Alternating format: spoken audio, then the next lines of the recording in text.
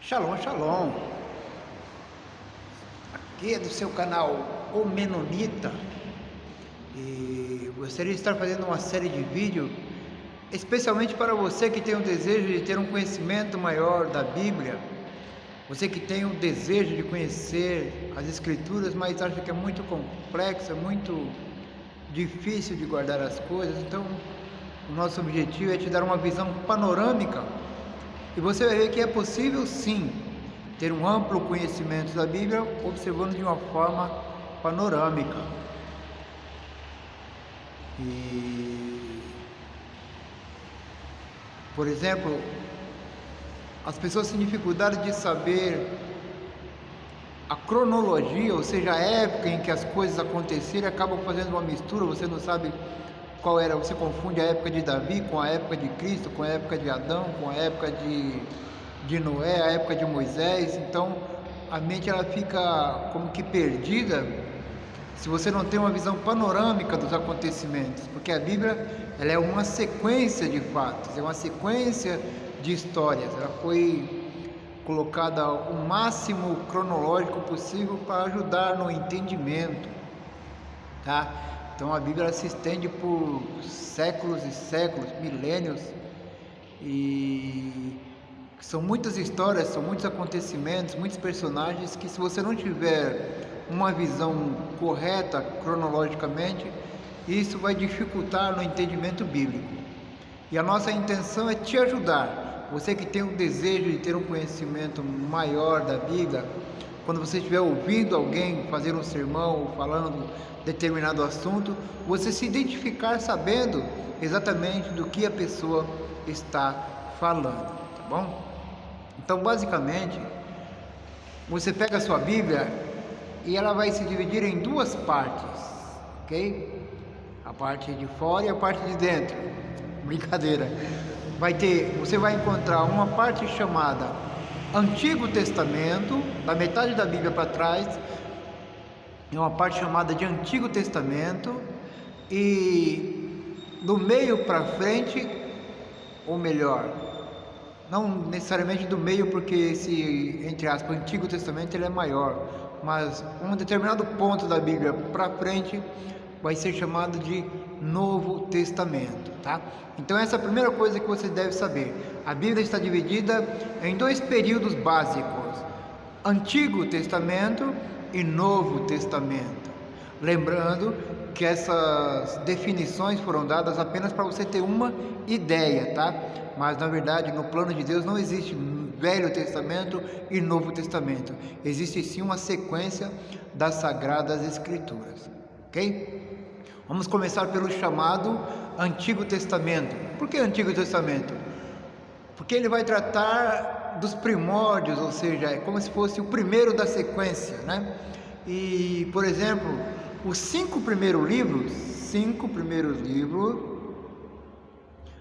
que os cristãos, para nós cristãos, é conhecido como o Pentateuco. Penta vem de cinco, né? Pentateuco, uma coletânea de 5 livros, ok? Então esses 5 primeiros livros, ele vai tratar sobre a criação, sobre o início da humanidade, sobre como que começou o povoamento da terra, fala sobre a criação e o povoamento da terra, e vai citar ali vários nomes: o início da família, o início do relacionamento do homem com Deus, o início das cidades. Então ali é basicamente o início de todas as coisas. Daí vem o seu nome Gênesis, né? Que nós cristãos chamamos de o livro de Gênesis. Gênesis significa origem, ou seja, o livro de Gênesis vai contar a origem de todas as coisas. Já no hebraico, que é o original, onde realmente foi escrito, né, que comumente é tido como autor Moisés, quem escreveu o livro de Gênesis, só que Moisés, o nome não foi dado como livro de Gênesis. O livro, ele em hebraico, o seu original, ele é conhecido como Bereshit. Bereshit, que significa no início. E é exatamente assim que começa o livro, com essa expressão: no princípio criou Deus os céus e a terra. Bereshit bara ha Elohim Vaharetz Vashamai. Shamai Vaharetz, Deus, os céus e a terra. E ali nós vemos a formação, a descrição de como foi feita a criação, tá? Nós não vamos abordar aqui a sequência cronológica, vamos dizer assim, como que era considerado a cronologia na época, né? Se foi apenas em 6 dias, qual era a duração desses 6 dias, né? E o sétimo diz que Deus descansou. E então começa assim: o primeiro homem, você vai ver a criação, depois vai ver a origem do primeiro homem, que Deus chamou de Adão, o primeiro homem.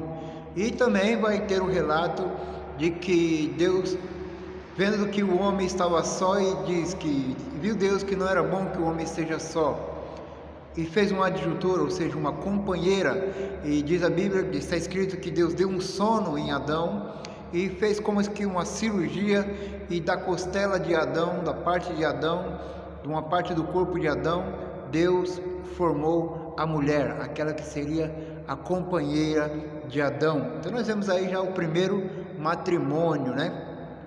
Antes da mulher nós vemos ali um relacionamento entre Deus e o homem, e depois agora nós vamos ver um relacionamento entre o homem, Adão, e a mulher, ou seja, ali dá-se início a uma família, não somente um homem, mas uma família. Aqui nós já temos uma lição, que Deus criou o homem para que individualmente ele tenha um relacionamento com Deus, ok? Depois Deus amplia, acrescenta ao homem a sua família, ou seja, dá a sua mulher. E agora nós vamos aprender o relacionamento do casal com Deus, tá? Então, antes do relacionamento do casal com Deus, há o relacionamento individual, ou seja, antes do casamento, o homem já tinha um relacionamento com Deus. Então, a família é secundária em questão de relacionamento com Deus. Então, Adão teria que ter a sua comunhão com Deus, Eva teria que ter a sua comunhão com Deus, e Adão e Eva teriam uma comunhão entre si. Assim se formou o primeiro casal. Então nós vemos o primeiro homem, a primeira mulher, e nós vamos ver a primeira família. Foi quando diz a Bíblia que Eva gerou a Caim e depois gerou Abel, ou seja, a família começou a crescer, né? Tudo isso no livro de Gênesis. E nós vemos então a primeira ampliação da família. Veio o casal, depois veio 2 filhos, e também nós vamos ver ali o relato do primeiro homicídio. O primeiro homicídio que aconteceu na humanidade foi logo no começo, entre 2 irmãos. Então aqui nessa primeira família nós já podemos perceber que quando nós vemos nos dias atuais as confusões entre família, né? Talvez na sua família não tenha confusão, né? Em algumas famílias, a confusão dentro da família, né? Porque talvez confusão com estranho, por não se conhecer, ou por se conhecer pouco, ou por algum motivo, vamos, entre aspas, dizer que é até aceitável que tenha atrito, mas não é tão aceito um atrito entre família. Mas a realidade é que há divergência entre família. Pode acontecer situações que venham a causar um desajuste na família, tá bom? E isso nós já vemos lá no início. Lembra que Adão estava só, aí Deus acrescentou a mulher. E o que aconteceu? Havia uma ordem para não comer do fruto da árvore do conhecimento do bem e do mal. O que aconteceu? A mulher foi enganada pela serpente e depois ela fez com que o seu marido também comesse. Então começa já um desajuste familiar. Ou seja, por causa de um engano, de um equívoco que aconteceu de um lado, uma parte da família, nesse caso a mulher, foi enganada pela serpente, e isso afetou a família, ok? E então um casal, onde tiver 2 pessoas, já é o suficiente para ter uma divergência, acontecer alguma coisa que vai atrapalhar no relacionamento entre ambos e entre a pessoa e Deus. E após isso nós vemos o relacionamento com os filhos, nós vemos ali o primeiro homicídio.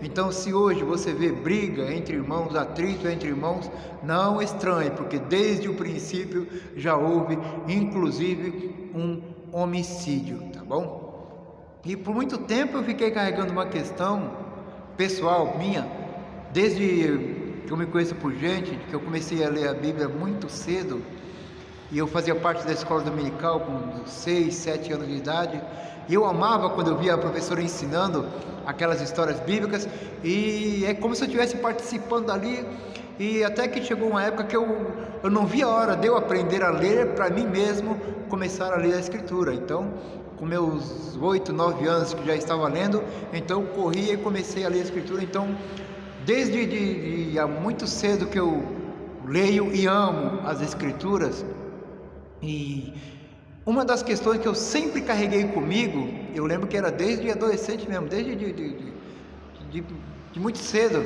eu carregava essa questão: por que é que Deus permitiu que Caim matasse Abel? Se a própria Bíblia declara que Abel era um homem, o seu sacrifício era aceito por Deus, ele era um justo, e Deus aceitava a Abel e a sua oferta. E por que Deus permitiu que acontecesse isso, que ele fosse vítima de um homicídio? E por que Deus, quando já estava planejado, porque Caim já estava no seu coração o que ele ia fazer, ele queria matar Abel por causa da inveja, e Deus sabia disso, que estava antes dele fazer, Deus sabia o que já estava no seu coração. E eu pensava, por que Deus não se dirigiu para Abel, dizendo: Abel, cuidado que o seu irmão quer te matar, já que ele era um homem justo, o correto seria ter uma comunhão com Deus ao ponto de Deus dar o livramento. Mas quando nós vemos na Escritura, não foi assim que aconteceu. Ou seja, Deus foi falar com Caim, né? E tem aquele diálogo entre Deus e Caim, quando Deus diz assim: Caim, por que se descaiu o teu semblante? Se você fizer o bem, faz o bem e você também será aceito. Mas se você fizer o mal, o pecado jaz à porta, e para ti será o teu desejo, e sobre ele deves prevalecer. Ou seja, Deus está estabelecendo uma comunhão com um homem mau, que estava com um pensamento mau no seu coração, e Deus falava com ele e não falou com Abel. Então, durante muito tempo eu trouxe esse questionamento comigo, o porquê dessa situação de Deus tratar com Caim e não tratar com Abel. Mas em tudo nós temos uma lição. Assim é em toda a Escritura, em tudo o que acontece na Escritura, desde a criação, o relacionamento entre Adão e Deus, o relacionamento entre o casal e Deus, o relacionamento da família e Deus, quando aquela família começou a crescer e formar cidades, a população, o relacionamento deles com Deus, tudo que foi relatado é para o proveito nosso. O apóstolo Paulo, ele nos diz na carta aos Coríntios, no capítulo 10, ele nos alerta para um acontecimento que ficou registrado acerca da história de Israel, dizendo assim: irmãos, eu não quero que ignoreis acerca dos nossos pais, porque todos saíram do Egito, todos passaram pela água, passaram pela nuvem, foram batizados na água e na nuvem, todos tiveram experiência com Deus, beberam água da rocha, mas Deus não se agradou da maior parte deles, razão pela qual eles pereceram no deserto. Aí o apóstolo Paulo diz assim: e todas essas coisas sobreveio a eles e foi escrita para o proveito nosso, para quem já é chegado o fim dos tempos. O que Paulo está querendo dizer? Que tudo aquilo, todas as histórias que estão relatadas na Bíblia, estão ali escritas para o proveito nosso, para que através daqueles acontecimentos nós possamos ter lições e absorver essas lições e aprender com Deus, tá? Então, basicamente, nesses vídeos que nós estaremos fazendo, o principal objetivo é esse, que você venha ter um conhecimento mais amplo da Bíblia, das histórias da Bíblia, porque dentro dessas histórias há uma grande lição para a sua vida. E assim como eu disse que carreguei essa dúvida acerca do relacionamento, do que aconteceu, do ocorrido entre Caim e Abel, e por que Deus tratou com Caim e não tratou com Abel, Então, uma lição que eu pessoalmente aprendi, não estou dizendo que a Bíblia quer dizer isso, eu estou dizendo que com a minha meditação, o meu exame na Bíblia, o que eu entendi foi que mesmo a pessoa sendo justa, pode acontecer uma desgraça na vida dela. E por outro lado, mesmo uma pessoa sendo maligna, perversa, ainda assim ela pode ter uma experiência com Deus. Isso é a prova do amor de Deus, para que aquela pessoa se desvie do seu caminho mau, daquilo que estava no seu coração, dando-lhe uma oportunidade, tá? Aí, para aprimorar esse pensamento, eu fico com as palavras de Jesus, quando ele disse assim, ó: sede simples como a pomba. Vamos substituir a pomba por Abel. Seja simples, seja honesto como Abel, mas seja prudente como a serpente. Essas são as palavras de Jesus. Sede simples como a pomba, mas ao mesmo tempo seja prudente como a serpente. Procure agradar a Deus e amar o próximo, mas também seja prudente com o que está acontecendo à sua volta. E talvez foi exatamente isso que faltou na vida de Abel, a prudência, tá? Então que você, nesse primeiro vídeo, já tenha essa primeira lição. Seja simples como a pomba, seja crente, adore a Deus, ame ao próximo, seja manso e humilde, mas seja prudente. Lembra que Jesus disse: vigiai e orai. Então vamos orar, mas também vamos vigiar.